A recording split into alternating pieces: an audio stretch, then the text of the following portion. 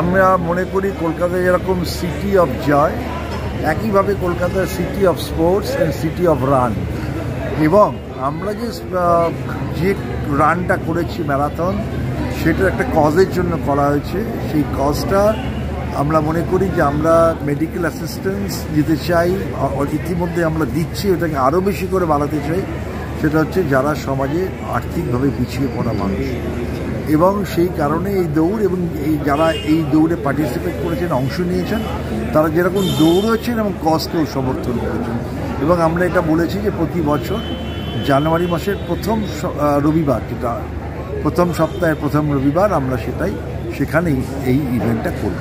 নতুন বছর আমার মনে হয় আমাদের সকলের উচিত যার যেরকম আমাদের সামর্থ্য অনুযায়ী সমাজে যারা আর্থিকভাবে পিছিয়ে পড়া মানুষ, তাদের আপলিফমেন্টের জন্য আমাদের সহযোগিতা করা উচিত।